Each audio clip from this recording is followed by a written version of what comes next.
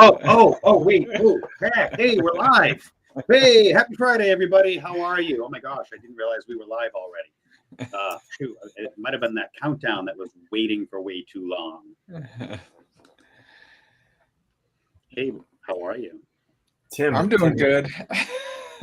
Yeah, thank God it's Friday, right? Week full of smoke here, so I've been sitting inside for 3-4 days. But hey, welcome. I gotta bounce. I'll be right back. All right, we're starting off on a great note today. Yeah. Hurry. Happy Friday. All right, we'll see you back. Just saw you jump in the green room 30 seconds ago. Do you want to? Oh, he's gone. But He's gone. Our special guest this week, Garret Grajek. We're specifically focusing on identity access management, IAM, and a bunch of other acronyms I think we'll talk about in a little bit here. I'm Tim Schnur of Fort Mesa. Our other host, Tim Golden, Team Tim, is fallen away from the webinar quickly here. But Jesse, tell our audience a little bit what you do, because I know. Yeah, I'm Jesse Miller. I'm with Power PSA Consulting, founder and principal consultant, and I help MSPs and information security departments build, repair, and scale cyber offerings effectively. So that's what I do. Garret, man of the hour. Tell us a little bit about yourself. First of all, Garret, out in California, in one part of the country without wildfires. Imagine that, right? Okay, so I am an identity guy of 25 years, been at the companies like the RSA, and the first SSO product in the world was Integrity. So I was real proud to be an SE there. That led me to build an IAM product from scratch that was SecureAuth, first two-factor IDP. Okay, fantastic. And we can talk about that's traditional IAM, identity and access management.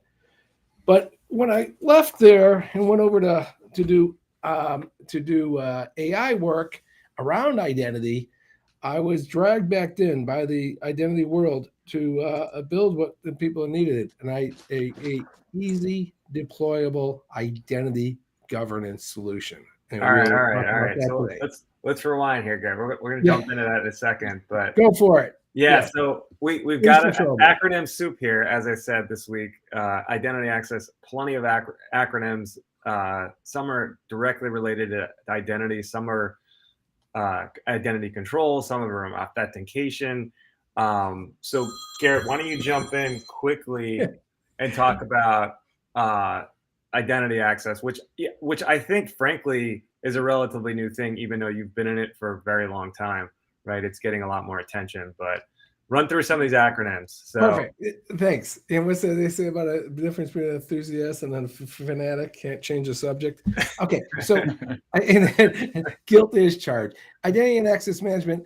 Y'all think about it as where are the identities stored and how are they enforced? Okay. Fantastic products in this space. Okta, Zero ID, Ping, One Logon, Jump Cloud. That's that space. Identity governance. That's the acronym that at most engineers look and go, I don't know what the hell he's talking about, right? It's actually pretty simple. It's who has access and the hard one. Why? Can you attest to that access? We can get into that more, but that's what identity governance is. Why do you have access, and who's going to take responsibility? That person that has that access. PAM is a subset of access rights. It says, hey, let's focus on the admin accounts, okay? And RBAC is, and let me just pause.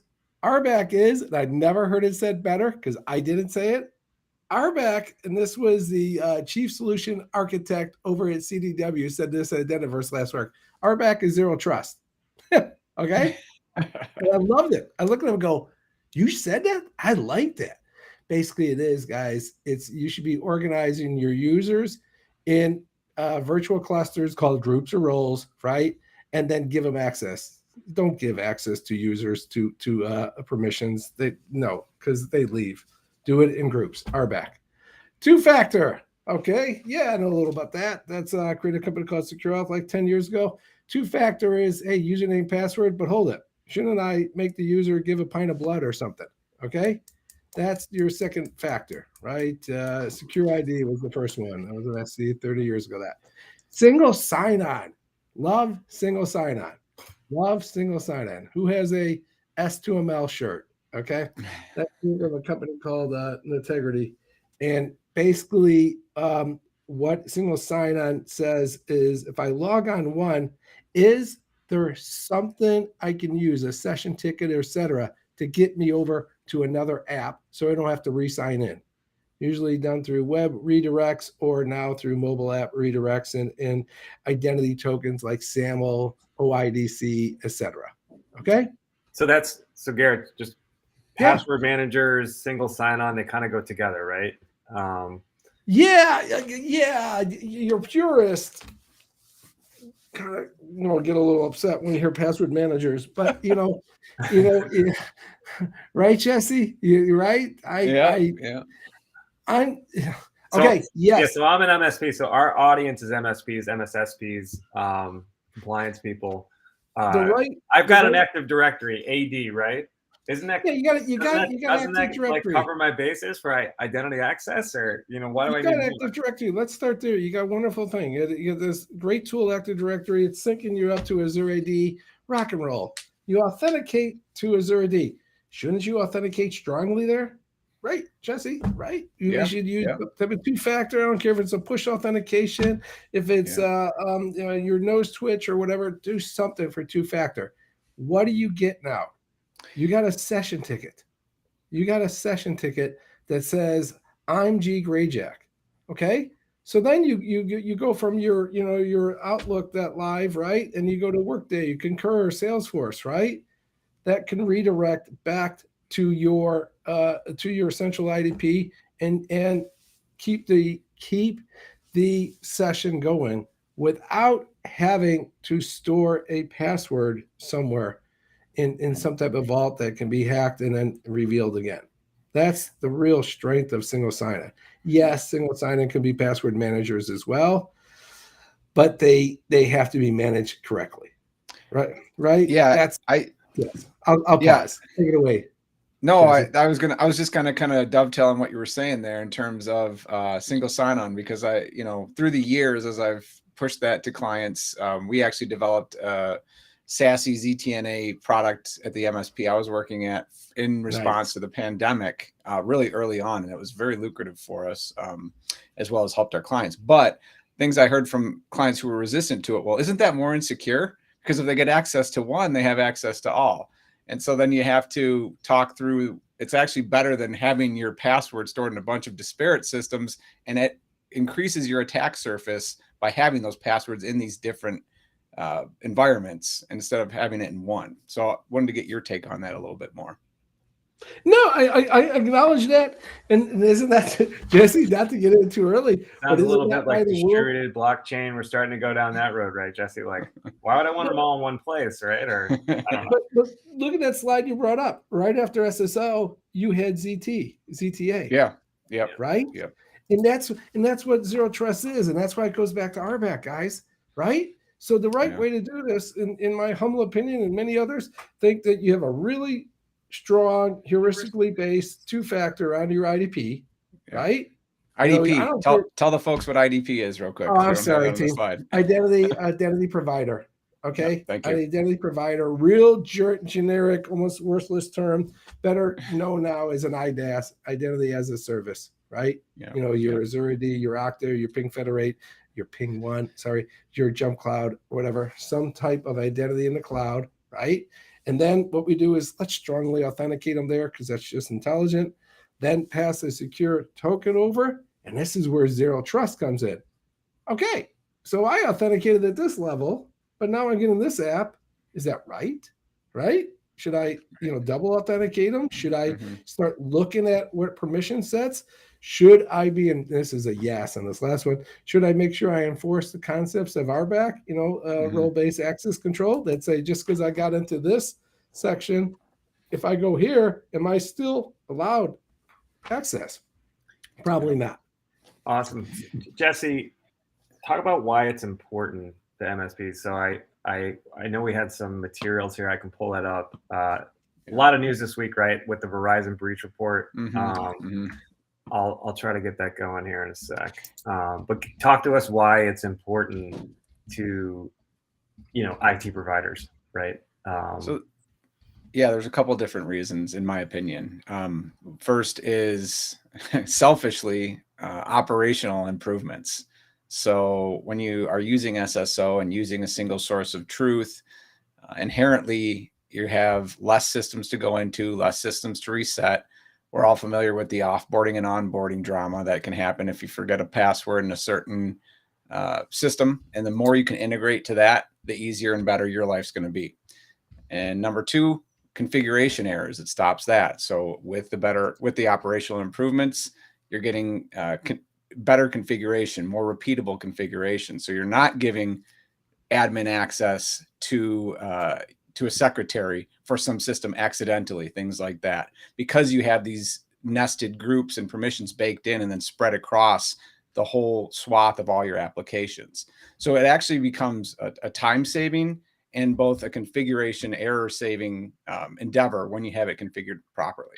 So, and there it is, Tim. I think we said, we were looking at this in the green room, is 49, almost half of the breaches in the Verizon ransomware or Verizon breach report were from credential access. So that right there should tell you why you need it. Going a little deeper on that, like in terms of configurations, why, I guess my mind hasn't gone there in the past. Like, talk about like how it can go bad in terms of identity access and configurations and things like that. Well, that's a great point. I'd like, and Garrett, you can tell me if you agree with me or not on this, but I think that is where it's important that identity access management and identity governance go hand in hand, and as well as zero trust. So they kind of play in this, they all inform each other. So if you have an IAM provider, but it's just a central store up in the cloud for your credentials, and you don't really have much role-based access control in between that, and you're not checking who has access to what, but you're just using it for an authentication mechanism, it's tantamount to giving admin access to all your end users on their workstations, right? So they can just do great. You have identity access and management, but they can do everything they want. So what's the real point in having it? Just to say that you do. Let me use a metaphor on you early, Jesse, and see if this hurts your brain. Found out you're a Midwesterner like myself, born and raised Chicago and all that kind of stuff. Okay. So come from serious car people. Not me, I suck at cars, but my brother, my cousins. So this is why I tell people, and I believe this, and I really do, because I invented an IAM, like 10 years ago, I was secure auth, and now I'm doing IGA. I go, the world of IAM is what? It's the engine. It's the engine that drives identity. It's great stuff. I mean, really, I'm very, very impressed with what Okta and Azure AD Ping have all done. It's great. Okay.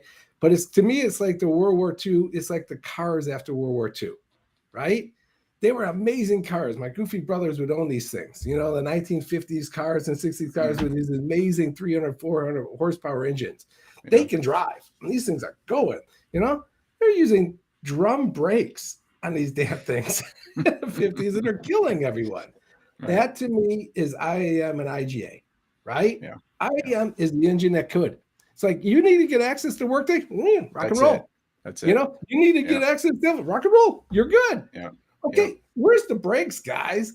Where's someone saying, okay, we just added everyone to this admin group. We just, gave everyone AWS access. That's what IGA is, y'all. It's that process and the functionality that says, all right, regularly, we're going to review what we've given out, and we're going to review, and this is what's really important, y'all. It's segregation of duties. We're not going to have the IAM directory review, right? Because that's nothing wrong with them, but that's really not his role.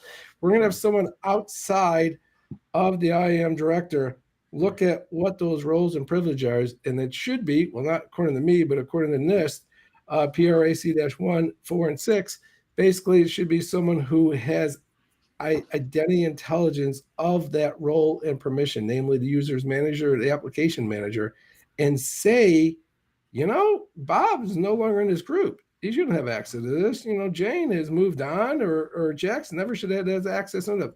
That's identity governance. It's more of a practice where the IAMs is a fantastic product to provide the engine that can. Cool. And so you just talked about that why, as you said, zero trust, right person, right time, right amount of access. Talk about this idea of zero trust and like the fact that I have a little picture here of like compartments, right? Sometimes they say silos, right? Like, does that? I'm guessing that probably decreases your attack surface area. Yeah. Relevant attack surface. You want to start with that, Jesse? Then I'll go on top, or how do we want to do this? Yeah, no, I can talk through it. Can you guys hear me? Yeah. I had a little audio interface issue there. So this might be a polarizing term to some, and Garrett, I didn't ask you if it was for you or not, so we're just going to go ahead and hot with it. So this is kind of where SASE comes in, right? And we didn't throw it up in the acronym soup, but I like it. Secure Access Services Edge.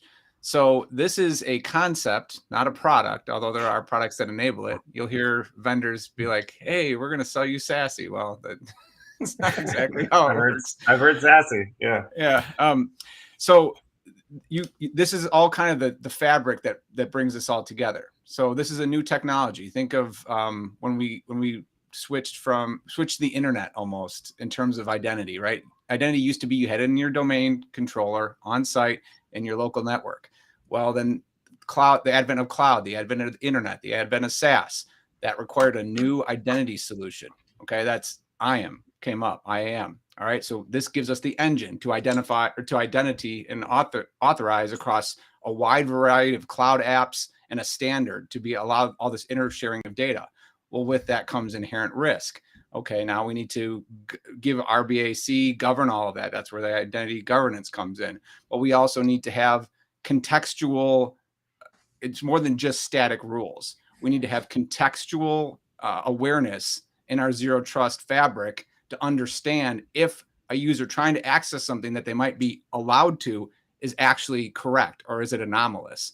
And so when then you have to bring in AI, everyone loves saying AI these days, but AI and other sorts of rule-based systems to understand, yes, this user is allowed to access it, but where are they accessing it from? What time are they accessing it? What's the method that they're accessing it from? What's the system? Is this baseline or is this anomalous behavior? And all those things have to help us protect and provide context around the zero trust, whether allow or not allow. And so that's kind of like the SASE goal, I guess. Yeah, AI is just if this then that, right? So yeah. I love Jesse. Not too crazy, right? Like as you said, do I need to permission this? If then that, right? Like with, as you said, what the context of the ask is. So yeah. Garrett, keep going on this. What No, I love they brought up SASE because I even wrote a white paper for MSPs that's saying why identity and namely identity governance is key to SASE for all the reasons Jesse said. Yeah. SASE isn't a product. There's no, this is my SASE manager. No, it's the architecture. And you say, I'm going to protect my edge and I'm going to do RBAC, right? And I'm going to do, 2FA here, and I'm going to let this roll in here. But if I see anomalous behavior, I'll block them here and that type of stuff, right? Right. And that's all based on access control and knowledge of our users. It's basically what we've been doing for, 40 years. We used to just have one application and rack F, rock and roll, right? Yeah. Give it access. But now we have all these components, and SASE is a brilliant enforcement, and that's what I call it, enforcement point of the enterprise. But if it's an enforcement point is not, it doesn't have any concept of who's getting or not. That's you. Right. That's you, the enterprise. You got to start managing who you're giving access to and what level of access management and all that. And that's so let's pause here and say, if anybody listening's head is swimming because these are new concepts, imagine how your clients feel. So yeah, this is why MSPs are needed, and this is why this is such a valuable service. If you can package and come up with a drop-in offering for your clients to give them this in a packaged manner, I mean that's huge, right? So. No, We got that's some- that's literally, and Jesse, I'll be sending you over the white paper. I put on SASE and identity because it has to be managed by the MSP. Right. Some great comments in here in the chat. You know, right? Like, as an IT manager or as an MSP, right? Like, how do you, what's the lift, right, Jesse? Like, what's the labor lift? How much do you have to micromanage this stuff? Well, that's really the beauty of it, is that you can modularize this. Now, I'm not going to say that there isn't, but that's with any new technology that you're going to offer. There's going to be some initial fact finding and some initial engineering work by your team to come up with a framework that works for you and works for your clients. But for example, okay, I'll give you what we did. So the pandemic hit, and all of a sudden we were kind of working from home all of a sudden, and I'm pretty sure everyone else was getting this as well, but our SOC and NOC was absolutely under a deluge of tickets. I need to get my VPN set up. My VPN's not working. I can't access this. I mean, remote access requests blew us up, basically ground the business to a halt, for lack of a better word. And we were trying to keep our clients afloat as well. So everyone was in panic mode. So I had been talking actually with a ZTNA provider at the time and eyeing that deployment for next year. Well, we accelerated that, and I'm not going to, this isn't a sales call. So I have, there's some accelerated modules that we use to build out an offering quickly for that. And we were able to deploy in the early months of the pandemic, full SASE offering using identity access management, a ZTNA network provider, along with reverse proxy, and then doing governance, and what we haven't talked about yet, device profiling, because of all the BYOD stuff.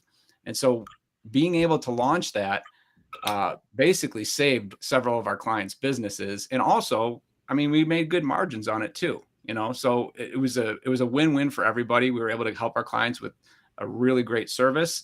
And after the pandemic, they were in their remote work world and things were just fine. So yeah, it's like the Big Bang, right? All of a sudden you're out of the office, out of the network, you're on a BYO device, right? So and clearly we saw this in CIS 7.1 to 8. Data access controls went way up the list in terms of prioritization.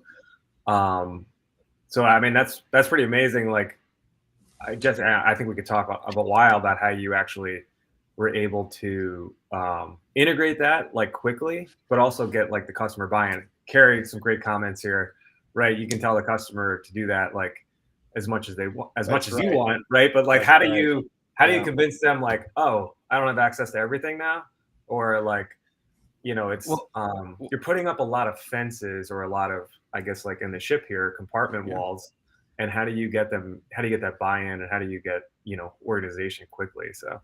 Well, pragmatically, you take a crawl, walk, run approach to it. So we were talking about application whitelisting last week, right? So you don't just turn on and start blocking everything. You go and turn the dial slowly. Turn the dial up, right? That's it, right? So I'll give you a pragmatic example. So first things first was to get the ZTNA network provider access and get VPN legs into all the environments, and then get everyone moved over to the new client. Okay. You don't have any real RBAC at that point. There's no zero trust really. You just had them using a new network client to access the VPN the same as they used to. Then the next step was device verification, right? Making sure BYOD devices met certain requirements. Were they patched? Did they have antivirus? If they didn't, maybe they could access some real basic stuff, but they couldn't access sensitive data, and starting to build some of those controls in. And after that, building in device profiling for more sensitive data, and then starting to back off user groups based on what they couldn't access. And so, like you said, turning that dial up. And then final step with one client I'm thinking of here, who's the early adopter of the solution, was to then go to the other side in their Azure environment and harden that and allow only the things through to the certain applications in Azure on the reverse side, using the SASE controls that we built in, and kind of turn the dial up over the course of a year. So that was hugely successful. And again, stopped a ransomware attack actually for mergers and acquisitions. So I think, Garrett, you were talking about that. That's a great tie-in, because literally a great document to download for the MSPs is Just go to hashtag stop ransomware. Okay, and that's put out by the CISA, FBI, NSA, and other government groups. Just came out last week, and they're doing best practices to stop ransomware. Straight out, what we're talking about here was the MFA, right? Secure remote access, the SASE infrastructure of application firewalls or whatever. But there's one thing we were talking, Jesse, I was listening, and I was saying, okay, because I did some webinars on zero trust and actually two on SASE as well, and I wanted to bring up one reference point for everyone. Palo Alto said, literally in a study they did last year, they did a survey of access controls and cloud entities. And their survey of 1,800 customers came back and said 99% of the surveyed, 99% said that the access permissions were overly permissions for cloud controls. Sure. Yeah. So where does that go back to, guys? That goes back to RBAC. Okay.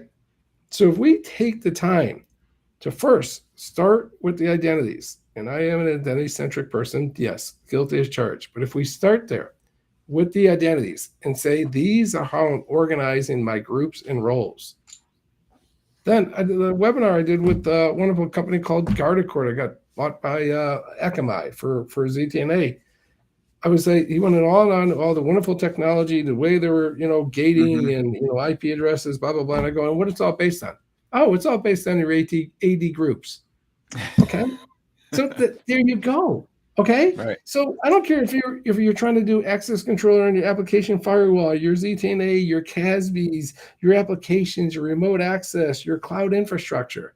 Let's start with those identities. Know what we actually have. What have we put in there? What are those roles? And that's why, to go back to the Stop Ransomware Guide, it said straight out, one of the key things we had to do, ranked up there with two-factor, is to implement the principle of least privilege. That's the concept that we're only giving access and access right to resources, and everything's a resource, an application, a firewall, whatever it is, it to users who need it. And we're reviewing and removing those privileges accordingly. And once we do that, then when we add a new wonderful piece, one of the many pieces of SASE, it just points back to something like the user ID or the AD group or whatever, and says, okay, this is what gets access because this was what makes sense. Yep, that's right. Just so go ahead, Tim. Oh, wait. I think it's sharing. I think really this MSP customer conversation, like I think we hone on it every week, right, Jesse? Like, yeah. How do you break the ice? How do you start talking about this? Because I think clearly conceptually, most of the listeners understand identity access and like all the tools and how they actually work and function. But how do you start to break that ice and like have that conversation on what's what, right? Like who has admin roles, who does what role in the company, like what data is important, what systems access are necessary. And obviously a lot of MSP owners are like, not used to like having these conversations, I guess. Like I certainly wasn't. I mean, I'm one of them. Like I was a head down analyst for my first 10 years in career, right? Like I didn't have to present my findings too often. I put them in a written report and show them to the market, right? It's how do you, I think you know where I'm going here. So like, how do you have those probing conversations, right? Like that'll allow you to equip and then configure and set things up, and then also turn that dial up accordingly. Right. Yeah, I think it has to be partly based on business outcomes. So I had success anecdotally not talking about the security of an SSO integration, for example, but rather talking about the workflow savings, So, hey, that last time when a user got onboarded and this got missed, or, you know, how we've had some issues with people getting access to this, you know, you need to have some data for that, but saying, hey, we want to put this in place. Oh, and by the way, right, if you're delivering services cohesively, you're going to be having these conversations as a VC. So with the client, this is also going to drop your risk here. So it's stacking benefits. So number one, there's a business and operational benefit, which everyone wants, but then also the ancillary benefit of added security. And then again, final thing is flexibility of the solution. So, hey, you know, we want to be able to give you access to use your iPad from home. We want to be able to give users the ability to work from anywhere. You can add amenities. So we actually, another client we worked out a program with is that putting in the ZTNA work anywhere BYOD solution and letting the client's employees pick the device they wanted to use and giving them a stipend for the device. Well, you just effectively eliminated all your hardware costs for ongoing management for those devices because you're letting them use BYOD. And I'm telling you that $1,200 or even $2,000 a year stipend you give them is going to far below what your internal IT costs are to manage that on a day-to-day basis. Now, to do that, you have to have a rock solid SASE offering and feel confident and not compromise security in the process. So that's where that comes in. So that's a huge win as well. Yeah, no, awesome. And I think, as you know, we didn't get into this, Garrett, but when did YouAttest start? When did you start the business? YouAttest started around 3 years ago. Right. Around 3 years. Nailing that time frame that Jesse just mentioned, right? Like kind of the pandemic. Yeah. I had a quick slide, and you go to an MSP trade show, a conference, and like there's just been this explosion, I think, of new vendors, right? Like some of our, I don't usually show new vendors and other vendors in this, in the space, but these guys are building solutions to make it easier to do this. And I don't think YouAttest is necessarily a competitor, right? Like, talk a little bit about shameless promotion here, Garret, to really dig in about kind of like what you guys do and how you make some of these services better. Yeah. Let me take it straight from a question on the chat right there. Right? Awesome. Security architects should review and validate user profiles inside of an app, but infrastructure and cybersec teams shouldn't be necessarily accountable for each and every software used by every department. Yes. I mean, first of all, let me speak in defense of the cyber team. I once worked the help desk. You know who I gave access to? To the people who yelled the most. Okay. Right. That's it. Much. Squeaky wheel gets the grease. As awful as that sounds, but yeah, you're going to really blame, a hack. I don't know what CEO just did on his 22-year-old that, give access. Fine. That's what governance is, y'all. That's what YouAttest is about. It's about helping you be the grown-up in a room and says, okay, this is what, has been granted, but I've reviewed, and this is what I removed the access. Mm-hmm. That's what we're focused on. YouAttest is giving that power back to the team, giving the power back to the whole equation, right? Do I believe the actual cyber guy, the bit twiddler right there, should be the one doing IGA? No, I don't really. Now it can be, because in the smaller groups who would use this product, they can. They just put on their IGA hat, run our tool, and it helps them remove those roles. Yeah. Okay. But remember, it's not the IAM guy actually removing the roles. It's the managers. It's the first level managers out there removing the roles, telling the IAM manager this, and this should be removed. That's the IJ. And that's what we built at YouAttest, is the ability to not in the people who are, your people giving access and saying, this is this. No, to put the decisions out into the field that says these roles are wrong, remove these.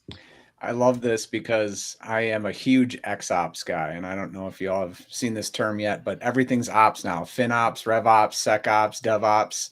This is ID ops, right? You're pushing the responsibility for identity down onto the groups that actually use it, and you're creating a better result for the end users and for security. Yeah. Because the ops people, it's like, hey, I did my job. They got access. Right. And to be blunt, guys, that's what IAM is a green light. Mhm. It's like, I gave you access. My job's done. That's right. Okay. Just happened to give access to someone who took control of that account 3 months ago and is talking to his C2C, but at least he has access and he won't be yelled at me. Well, and if you're an MSP who has ever made the mistake of saying that you'll do end user review in your SBRs, you know the pain and what this could solve, right? So, did we review roles in the SBR this month? Oh no, we didn't get to it. Yeah, we didn't get to it. Well, yeah, we didn't get to it. Yeah, someone created this spreadsheet on some group. Yeah, they passed that around or so. But but now here's the thing: insurance carriers aren't going for that anymore. So if you're doing a whole nother session, Jesse, love it. Yeah. Go. So if you're saying that you're doing identity governance and you're actually doing RBAC, but you can't really prove it, that's starting to not be good enough. You know, it used to be when somebody I know was filling out security insurance questionnaires, you could say that you were doing RBAC as long as you were using Active Directory. Well, that's not cutting it anymore. So you need some method to prove it. You know, so I've been on a call with my MSP channel manager, Charles Portnoy, who's on this. We've been on with 5 underwriters in the last couple of weeks, talking to them directly. Okay, what is your world now? What is it? And saying, yeah, well, we're going from the world of just saying, great, you know, self-assessment, right? To show us the evidence. And it was a real good article. Look up Sophos, y'all, on cybersecurity. Basically, it did a review of enterprise of the insurance companies and said, what are you demanding? And there was something that said 60% and 62% were saying that we are basing giving cyber insurance on whether there's a real security practice going on and how much they're getting. Okay.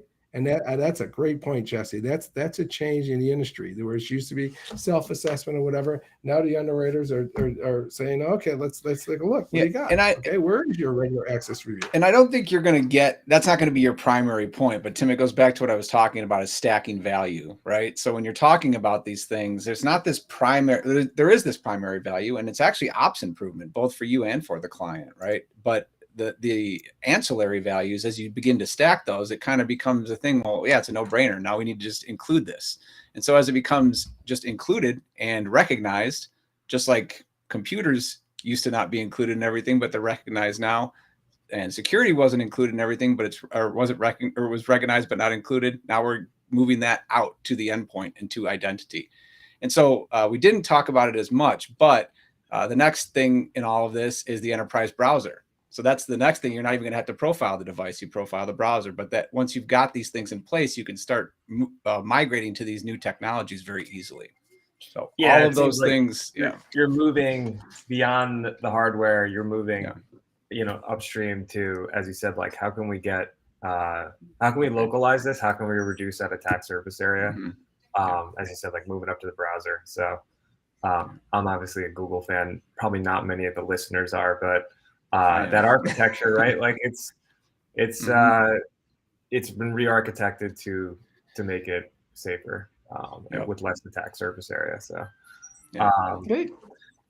Love my Google. Remember, they were the first implementation of Zero Trust. They were. They did Beyond Corp or whatever. So they get the one thing I got out of Identiverse last week, Jesse, was the big players really are getting on board with identity. There was something being done by AWS, which I was impressed with. They had a panel of just pure geeks, and it was wonderful. It was just people on stage mumbling, which is my favorite audience. Okay, and they literally had 2 guys up there showing something called AWS CEDAR. Okay, and it's not AWS CEDAR, but it's CEDAR, it's CEDR, and it's a platform of how to. Remember, we were talking about you gave access at the authentication, right? Should you have access inside this application? Because he's doing this. And basically, it is a framework that we can pass identity trust scores and policies. Policies. Like you were talking about, hey, I'll let them in, right? Yeah. But if they're in, Harbin, China at this time, I can't let them into this app, Right. inside this part, Right. right? Or if my policy is to look at what groups they pen in, and this one has got some triggers on this group because he just changed a result of escalation privilege, y'all. We shouldn't let them in. Yeah. That's where the world's going, y'all. It's going. Sure, we need. No one's saying we don't need two-factor. Sure, we have SASE, but once we get into the center, it can't be GUI inside. Right. That's where zero trust comes in. Right. We need identity and they have identity and scores of that being passed into the side of the application, because it's one thing to look at the data, it's another thing to exfiltrate it. And this is stuff that I believe that the MSPs can lead on. Yeah. And I think, exactly. And I think a great another way that we were able to move our clients into this, and this is even 2 years ago, I think you have better adoption now, but 2-3 years ago, is when it comes time for hardware replacements. That's the time to move from a CapEx to an OpEx model. Okay, well, you have 2 or 3 hardware replacements coming up. Well, you don't have to do that anymore, right? We're going to move all of our office or brick and mortar, even if we have it, to to coffee shop style internet, where everybody's got internet. Yeah, they can come into the office. Or we had one client offset the cost by getting rid of their downtown office. I mean, they were paying, five figures for this office every month, and they're like, "Oh, well, we can do this," and literally save $25,000 a month. So it was kind of a no-brainer for them at that point. So a lot of different things you can use, but I think you have to work with the individual client and what makes sense for them. But again, it's a business conversation and an ops conversation, not a sorry, Garrett, it's not a bunch of geeks mumbling on stage that's going to move with the clients. Well, it's a big bang, right? Like, sorry, just painting the picture, but it really. Yeah. I've done my fair amount of mumbling today, so I think there you go. Yeah, I'm guilty as charged. Great mumbler. Yeah. Yes. Garrett, talk a little bit more about how YouAttest works. So, perfect. Yeah, like first of all, 100% cloud-based. Okay, multi-tenanted cloud-based. So what it's designed to do is to take advantage of the last 25 years of work of the IAMs. To be blunt, I think so. The best thing that's happened in cybersecurity has been the proliferation and the explosion of usage and functionality in the IAM space. Maybe I'm biased, but I do believe that is the best work in cyber in the last 25 years. I'm talking about the Oktas, the Ping Federates, the Jump Clouds, all that. Those are really advanced tools. Okay, so now we have all these identities consolidated. Now we even have device management consolidated in some of those products. Okay, all right. Why are the IGA tools still looking at them as basically as second-rate products, where they have to reabsorb all the data? That's why MSPs don't really do IGA much, because they're like, I'm not taking on those legacy systems. I got to hire a $350,000 manager of this product. No, what YouAttest did, and then that's why it's very relevant to the MSPs, is said, you guys already managing this stuff. You're already managing your Azure AD. You're managing this stuff. Take our stuff, take a fractional FTE. We'll set it up for you if you need to, but it's just a SAML OIDC integration with the IAMs. And now you have something that literally no one who uses this product is trained in IT. They're trained in risk. Is able to run through the GUI and then go through it, conduct what Jesse said. Everyone just does the checkbox, the user access review, conduct this in a quantified manner through email and Slack messages, and then starts unlimited. You, the MSP, can do this. You're already managing the IAM. We have this plugin that goes straight into your IAM, and we've done already 2 million of these attestations. 2 million. That's a lot of reviews. That's a lot of roles removed. Okay. And it has a multi-tenanted interface for the MSP to say, okay, this customer has me connected to his AD. This customer has me connected to his Okta. This one has me connected to the AD and his AD, blah, blah, blah.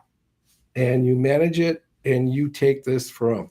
And so it's your customers love you because you're starting to provide more value than you ever did, and it adds stickiness because you're the ones who know how to do these reviews and manage it for them. And then it creates an attestation report that, one, says they did it, and two, they hand over to whoever. I don't care if it's an elementary school guy; they're in a HIPAA because they're holding PHI information. We just had that. But if they're finance, we just had that with the Minneapolis school district got hit with a ransomware and exfil, and all the private counseling data for all the kids, some really sensitive stuff, which is medical, was leaked, and so then now it's out there forever for these poor kids. So there you go. There you go. How do you get the MSP to sell it, Garrett? I think that's always the question. We as a vendor, like I think that's where we're laser focused, right? It's like, is it obviously providing evidence, and evidence is great for insurance applications, and evidence, and it's great post breach, as you said, Jesse. Oh my God, we messed up. Like now what, right? Like they've always got an open mind. They've got an open checkbook after something like that happens. But talk about like regular, there's a lot of small businesses are loath to invest in cybersecurity. So kind of walk me through that narrative of like how you get the MSP to sell the small business. That's great. I had this discussion at what was it, ConnectWise show, and a bunch of MSPs. MSPs are really good at devices. Let's just say that. You guys are killing it with XDR and MDR and all that, and I got a little clue of that. I worked at Silence for 4 years. Okay, the ones that are forward thinking in the identity space say, "Listen, I'll manage your identities. The MSP. Here's your costs." Right? I mean, every identity, one MSP was charging $135. Okay, every identity is this. What I'm giving you is I'm giving you provisioning. I'm giving you, basically PRAC-1, which is, access request and approval, right? Then what I'm doing is I'm giving you two-factor on that, right? Then I'm giving you SSO in that. I'm also giving you IGA. And we're that piece that gives you that review. And we are the MSP that is doing these access reviews periodically. It should be quarterly for all users, and then for admin accounts every month. And I think the best way to do it, and we at YouAttest, we're not charging up front. What we're doing is saying just the users that get reviewed, then a little ting goes off on our MSP console, and then voila, you get a bill at the end of the month and whatever that costs. And it's a fraction. It's a fraction of what the big guys are charging. The big guys, like, go ahead and talk about the big guys, Garrett, and then go ahead, Jesse. Sorry about that. Are you talking to like in terms of Okta or like some of the other? No, I was talking about Azurity and even Okta. They're charging right now. For just the license, they're charging $9 per user. Yeah. Okay. Wow. And that's more than multiple things in a stack, right? Like most items at on a vendor floor are 2 to 5, right? So yeah. But IGA has so much immense value, right? Well, I think it's hard to convey that. And Jesse, I might give you a crack at this because he does a great job convincing the MSP and putting the narrative in their head and like their 30-second elevator pitch that they can really sell. So Jesse, go ahead, maybe. Let me dip into my bag here. No.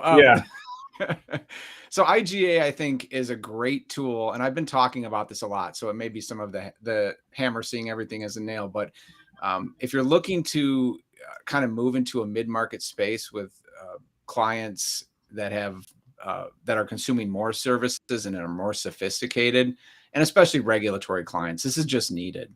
So it allows you to be a thought leader by talking IGA, especially if you're in a co-managed situation where you're talking with an IT manager and that's maybe your contact, to be able to bring them the term IGA and start to explain it to them and have them start thinking about, hey, yeah, we're doing all these things, but is it really effective? Because effectively, if you're not using IGA properly and you don't have role-based access control that's actually controlling something, you're in essence gutting all of your other security controls that depend on that role-based access control to allow access. So yeah, that's well described, right? In terms of how important it is on the list of where you start, right? And we can go down CIS controls, and it's right there at like free. Garret probably knows how his product maps back to controls better, but Well, I've got all those spelled out, all the controls. 3, 4, 5, 6. Yep. Yeah. So, Well, and I'll just tell you 1, too. 4, 6. Yeah, and I'll just tell you too. I mean, this is something for MSPs just in general that they should be doing. And when I was the CISO for the MSP that I was at last, or I was not everyone's favorite person when it came time for our monthly account review. And let me tell you, I forced monthly account review manually on all of our critical systems because it's that important, right? But if I could have pressed a button and gotten those results back from everything, I would have been probably more popular around the water cooler. But that's literally, this product has made the GRC people, not the people that people avoid and look away from. Yeah. Right. Yep. And the security. Yep. Right. All good. Yeah, governance, risk, and compliance. I don't think it's anyone's dream job, but someone's got to do it, right, Jesse? Yeah. Tim, can I show one slide? Absolutely. Okay, here. This is button. it. There you go. And I once upon a time knew how to use computers. Let me see what it says. How to do. Yeah. Oh God, I've never used this tool. There we go. There's going to be. Jesse, and I think that's just it's a battle that's not going to go away, right? Like you're gonna constantly be that unlike, disliked, go away, I don't want to hear from you, right? Like you make my life more frictionless, right? Like, so how do you, I think it's an ongoing conversation, right? Like every week we talk about this, like how do you get less hated? Yeah, I mean, on a personal note or on a EQ or empathy note, I kind of take it as a challenge because people are immediately going to recoil a little bit when you ask them to do something from a security perspective. But it's kind of fun to see if you can get them on your side. See if you can get them laughing, see if you can get them talking. Have fun with it. Be curious. It's about unlocking what makes that person tick. And if you can do that and kind of connect with someone, you're going to have good success. Now, to pragmatically for IGA, again, it goes back to when you're working with larger clients, what leadership wants is for you to offload risk and offload process from their plate. So if you can compartmentalize a piece of risk and you can package that and deliver it effectively for them, you're going to be their friend. And this is just one other way to do that through a service-based model. Awesome. Wow, Jesse, I was at the IIA Institute of Internal Auditors last year. The keynote speaker, the president of the IIA, said if he could do anything over again in his job is have more empathy. Yeah, that's true. Always. To his employees. So can you all see my screen, or am I sharing a lot or whatever? You are sharing. You're looking at what we're looking at, Garret. Okay. Rock and roll. So I this see, is what you a bunch of arrows and boxes. Yes, and I'm a big fan of John Madden. Rest in peace. Okay, so here is what you already have. This is your MSP, and you got a wonderful guy who knows how to twiddle the bits on Okta or Azure AD or etc. Wonderful. That's a great start, and that's really all you need to get started. What we did is, because we're real good at SSO, built an IAM, all that stuff.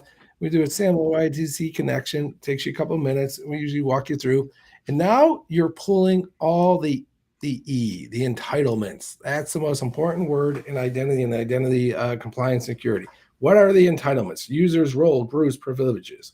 Then you say, but Garret, I'm an MSP for healthcare. I'm an MSP for finance. They haven't synced everything up. Yeah, of course they haven't. So we also take these in via APIs or CSVs. We got one customer who does a 65 megabytes of roles and entitlements through CSVs. Okay, 2023, guys, this is the world. Someone has the role or puts on the hat of risk manager. This is you. This is y'all. This is the MSP. You say, I'm the adult in a room. This person's wonderful. We've been adding and giving you privileges, all that. I'm the adult in the room. I'm the MSP that cares. I'm the MSP that differentiates. I'm going to run regular access reviews. They go to their YouAttest council, and the product figures out who is the application managers, who is the user managers. This person has 9 reports. This person has 2. This one has 3. This one has 2. YouAttest figures it out, sends out either Slack or emails to them and said, this is what you need to do. And those people, they can certify the role, They can even revoke the role, or they can redelegate it out and go, I don't know. Bob knows that. Jane knows that. Sammy knows that. Rock and roll. That's what the product does. And for your hardcore cases, we can do this 4 times, 4 levels of certifications. The result of this is a better identity set. For what? Well, like Jesse said, it could be for your applications, or it could be for your CASB. It could be for your application firewall. It could be your SASE components. Either way, the roles and the users have been reviewed, and your entity is more secure. And what's really relevant is you've created this artifact. Okay, this artifact being evidence. That's what Garret, how often? Okay, this is what they're saying now. So there's a auditor that I love it over at CDW. It gives me a guidance in this. They're saying your users really should be reviewed every quarter, and your admins every month. Yeah, Gotcha. Yeah, Gotcha. And how are you going to do that without automation? Right? So I just not asked. Happen. Yeah. Well, you could say that you do it. No, I just asked. Exactly. That's probably what you're doing. We got a couple minutes left. Let's wrap it up. Final thoughts, Jesse. I think, as you said, without automation, it's probably not going to happen. But I think you had some great advice. I think this is about ops savings, and then also going after co-managed mid-market clients who want to offload risk and do something effective. And if you can come in and give them a win here, oh my goodness, you're going to be their best friend. I just quickly typed into ChatGPT while you guys were talking what regulatory frameworks specifically require regular account review. And we have ISO 27001, Sarbanes-Oxley, HIPAA, PCI DSS, GDPR, and FISMA, and I'm guessing CMMC, I think too. That although CMMC, 100%, I love it. Yeah, yeah. So this is a good way, if you have clients that have those frameworks, to start talking IGA with them and saying, hey, are we really doing this, and do we want to be caught with our head in the sand when an incident happens? So those could be some ways to take it to market. Awesome, Garret. Final thoughts. We've done 2 million of these. We're ready for you. Okay, that's it. What everything Jesse just said is, listen, you're being required, okay, and you can be the leader. That's what literally. So I want to put up in the stop. Look up the Stop Ransomware Guard. It's telling you if you're going to lead your clients and do the best practices, they need to practice this thing called principle of least privilege. They need to remove these excess privileges and the ghost accounts to the fight dwell times, and make the identity store clean for security. Awesome. Yeah, no, I agree. I think if you're not taking a zero trust approach and you're using these tools to implement that zero trust approach, right? Like automation, some of the vendors we showed on here that are all new in the last 4 years, right? Like this is a dramatic change in the IT provider space. Jesse made some great points, some great takeaways, like switching to BYO can save a lot of money on capital costs, right? Moving this like physical hardware costs, I think you probably heard this term, offline to online, right? Like you're basically shifting those costs. So some great points here, Garret. Like, as I said, your product maps extremely high on CAS controls. We're all about that. Jesse, we'll continue this conversation on these tough conversations, right? Like with the client, they're not easy, right? Like you're the frictionless one. You're the one in the way. So, some great takeaways here today. But next week, I have to check. I think we're talking with Sention and configurations again. But excited to join again. Team Tim, we're missing Tim Golden. I'm sure he'll be back next week. But Jesse, Garret, thanks again for coming on, and a lot of education, So we'll talk to you next week. Have a great weekend, everybody.